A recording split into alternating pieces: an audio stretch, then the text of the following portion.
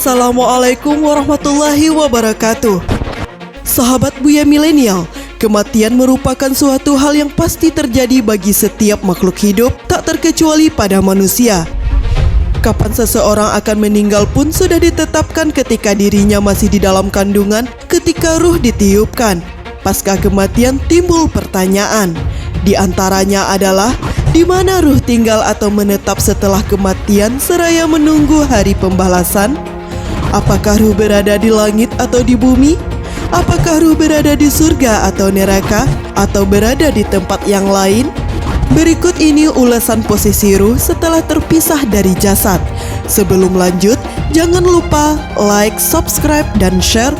Apa yang kamu tahu, yang lain juga harus tahu.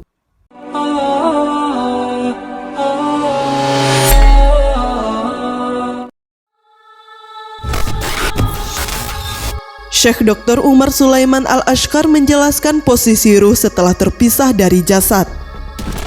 Roh para nabi. Roh para nabi menempati kedudukan terbaik di tempat paling tinggi, Illiyin. Roh mereka berada di tempat tertinggi bersama para malaikat. Rasulullah SAW pada detik-detik wafatnya mengatakan, Ar-Rafiqul A'la, kumpulkanlah aku bersama sahabat terbaik yang berada di atas. Illiyin ialah Al-Abrar, orang-orang yang baik yang memiliki catatan yang tersimpan dalam tempat mulia bernama Illiyin. Kata Illiyin berasal dari Al-Ulu yang memiliki makna tinggi. Segala sesuatu yang semakin tinggi otomatis akan menjadi sangat luas.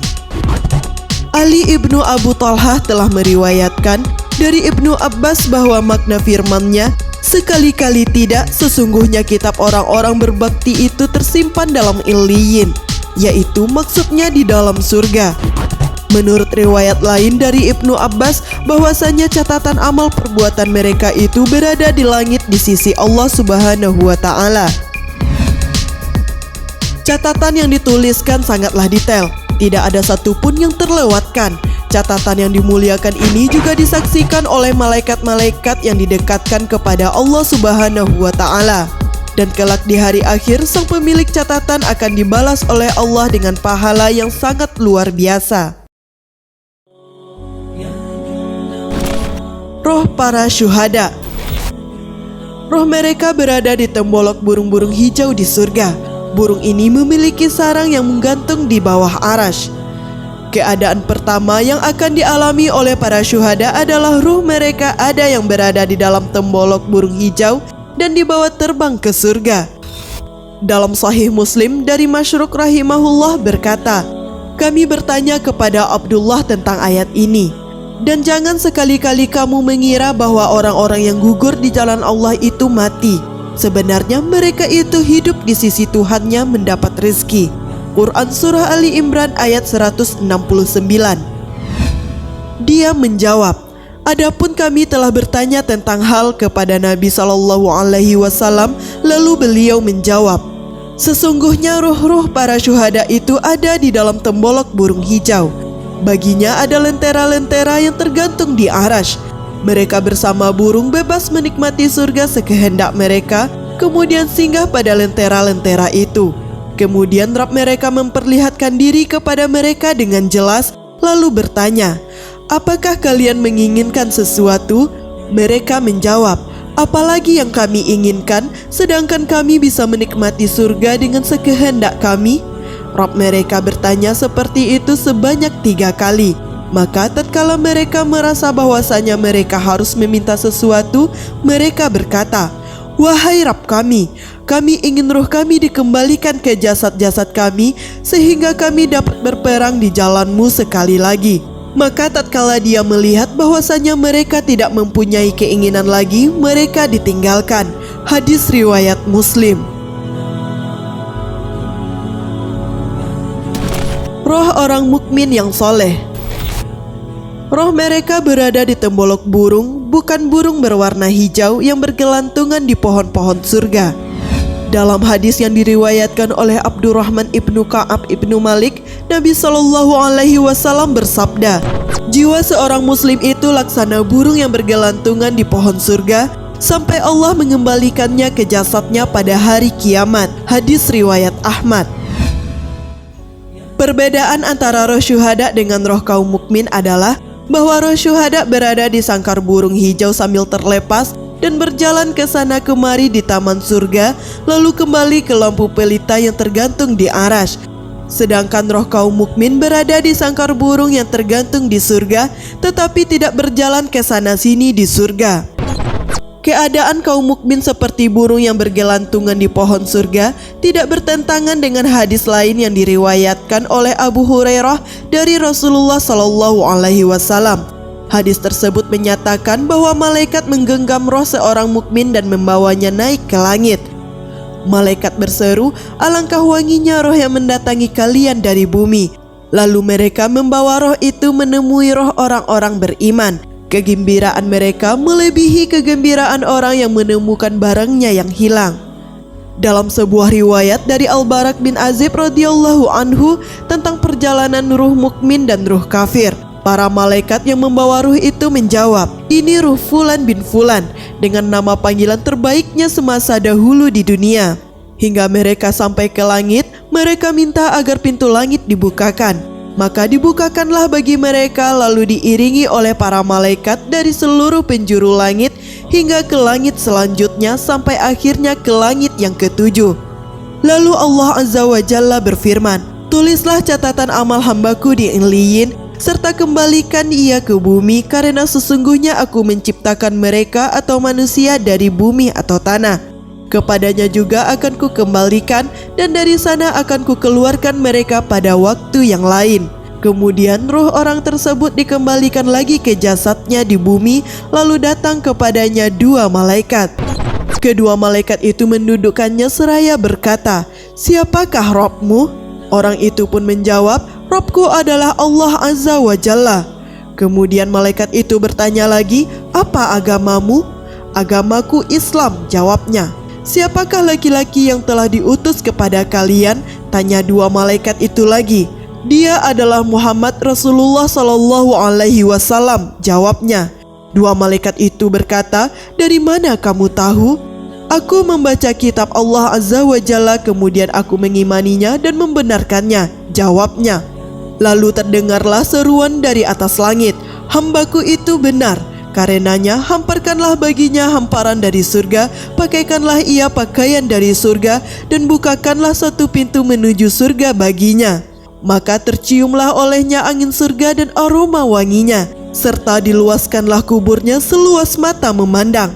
Lalu ia didatangi oleh seorang laki-laki yang tampan wajahnya, bagus pakaiannya, dan harum baunya. Lelaki itu berkata, "Bergembiralah dengan segala hal yang menyenangkanmu. Ini adalah hari yang dahulu dijanjikan kepadamu." Roh ahli maksiat atau orang yang gemar bermaksiat. Roh mereka berada di tempat mereka mendapat siksaan. Roh pezina berada di suatu lubang seperti tanur, bagian atasnya sempit dan bagian bawahnya longgar. Dari bawah tanur ini dinyalakan api, kemudian mereka berlomba-lomba berebut naik ke atas. Roh orang yang makan hasil riba berada di sungai darah, dia berenang berusaha menepi. Ketika hampir sampai ke tepi, dia dilempari batu, kemudian dia berbalik lagi ke tengah. Roh tukang bohong akan digantung, kemudian mulutnya dirobek sampai ke tengkuk.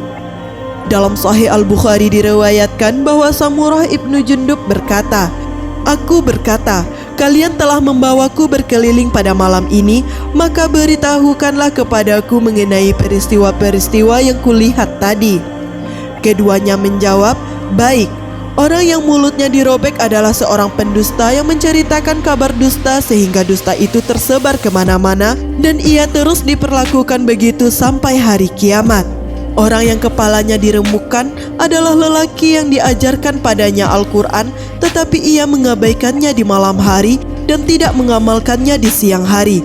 Ia diperlakukan seperti itu sampai hari kiamat. Orang yang di dalam lubang adalah para pezina. Orang yang di sungai darah adalah pemakan riba. Roh orang kafir. Roh mereka disiksa di alam kubur dengan siksaan yang pedih. Adapun seorang hamba yang kafir, jika ajal sedang menjemputnya menuju alam akhirat, maka turun kepadanya malaikat-malaikat dari langit yang hitam wajahnya. Mereka membawa kain yang kasar. Lantas para malaikat itu duduk mengelilinginya sejauh mata memandang. Kemudian datanglah malaikat maut. Dia duduk di dekat kepala orang itu dan dia berkata, "Wahai jiwa yang buruk, keluarlah engkau menuju kemurkaan Allah dan kemarahannya." Kemudian ruh orang itu bercerai-berai dalam jasadnya, lalu dicabut oleh malaikat maut seperti mencabut tusukan daging yang terbuat dari besi yang dicabut dari bulu domba yang basah. Kemudian ruhnya diambil. Setelah diambil oleh malaikat maut, para malaikat lainnya tidak membiarkan ruh itu berada di tangan malaikat maut walau sekejap mata pun, hingga mereka meletakkannya di kain yang kasar itu. Lalu keluarlah bau yang lebih busuk daripada bangkai yang ada di muka bumi. Lantas para malaikat itu membawanya naik ke atas. Setiap mereka melewati sekumpulan malaikat, mereka ditanya, "Siapakah ruh yang busuk ini?" Maka para malaikat pembawa ruh itu menjawab, "Ruh Fulan bin Fulan," dengan nama panggilan terjeleknya semasa dahulu di dunia. Mereka meminta agar pintu langit dibukakan bagi ruh orang kafir tersebut, tetapi tidak dibukakan.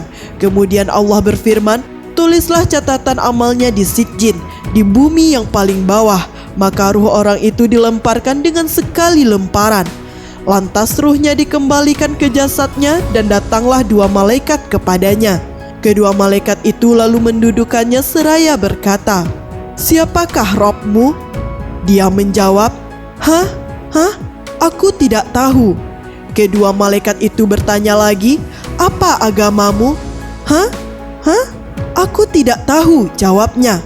"Siapa laki-laki yang telah diutus kepada kalian?" tanya dua malaikat itu. Hah? Aku tidak tahu," jawabnya lagi. Tiba-tiba terdengar seruan dari atas langit, "Hambaku ini telah berdusta.